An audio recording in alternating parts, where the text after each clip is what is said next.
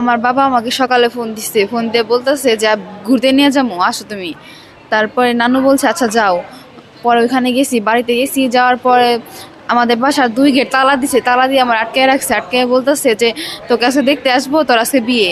এটা বলছে, আমি বিয়েতে রাজি না, আমাকে জোর করে বিয়ে দিচ্ছে।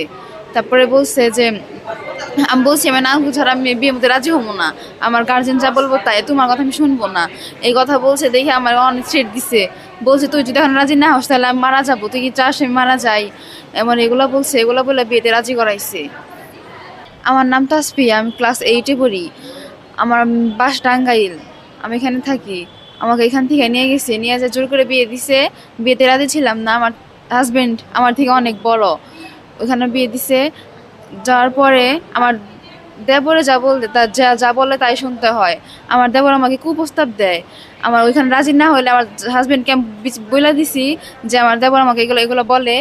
আমার হাজবেন্ড বিশ্বাস না করে আমাকে আমার হাজবেন্ড দুজনে মিলা মারে। মারার কারণে 3 দিন ধরে আমাকে মারছে। মারার পর আমি ওখান থেকে চলে আসছি, চলে আসতেছি তখন আমার গাড়িতে উঠছি, ওখান থেকে আমার চুল ধরে নিচে নামায় শাসাইতে শাসাইতে বাসায় নিয়ে আসছে। নিয়ে এসে আমাকে মারধর করছে। তখন না করছি, আমার কথা কেউ শুনে নাই, আমাকে জোর করে বিয়ে দিচ্ছে। আমি কবল বলি নাই, তো আমাকে জোর করে বলাইছে। আমার বাবা আমাকে জোর করে বিয়ে দিচ্ছে, আমার বাবা, আমার হাজবেন্ড, আমার দেবর, তারপর আমার কাকি আছে, কাকি, আমার সৎ মা, ওনাদের সবার বিচার চাই আমি। আমাদের বিয়ে হয়েছে 2011 সালে। তো 11 সালে বিয়ে হওয়ার পর থেকে আমার যে মেয়ে হয়েছে, আমার মেয়ের সবসময় আমার বাবার বাসা থেকে সবাই ভরণ পোষণ করতো, আমার ভাই পালতো। ও যে বিয়ে করছে, ওর সন্তান যে হয়েছে, সন্তানের দায়িত্ব কোনোদিনও নেয়নি।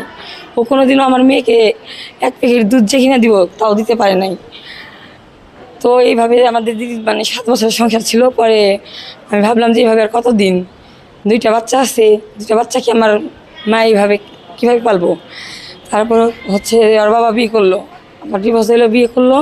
বিয়ে করার পরে এখন আমি তো আর এভাবে থাকতে পারি না, আমার বিয়ে দিল। তারপর থেকে আমার মেয়েরে আমার বাপ মা আমার ভাই ওরাই বড় করছে।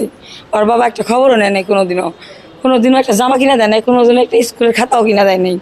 তো হঠাৎ করে একদিন আইসা বলতেছে যাও তোমাদের ঘুরে নিয়ে আসি। পরে আমার মা বললো 1000 হলো তো বাপ, থাক একদিন ঘুরতে নিয়ে যাবো, যাক সমস্যা নাই। নিয়ে যাওয়ার কথা বললে ওই ওদের বাসা আবার সন্তোষ নিয়ে গেছে। ওখানে ওর মামি আছে, মামির বাড়ি আছে। ওই মামির বাড়ি নিয়ে যায় ওর বলে বিয়ে দিছে, আমি জানি না। পরে বিয়ে দেওয়ার পরে আমার মা বলতেছে, আমার মারে খবর দিছে, ফোন দেওয়ার পর আমার মা বলতেছে যে এমনি এমনি বিয়ে দিয়ে দিছে। তো কেন এটা করলো,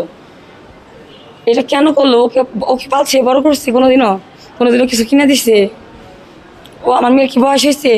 আমার 14 বছরের মেয়ে, আমার মেয়ে 14 বছর কেবল, আমার মেয়ে ক্লাস 8-এ পড়ে। কেন এই কাজ করলো, আমি এটার বিচার চাই।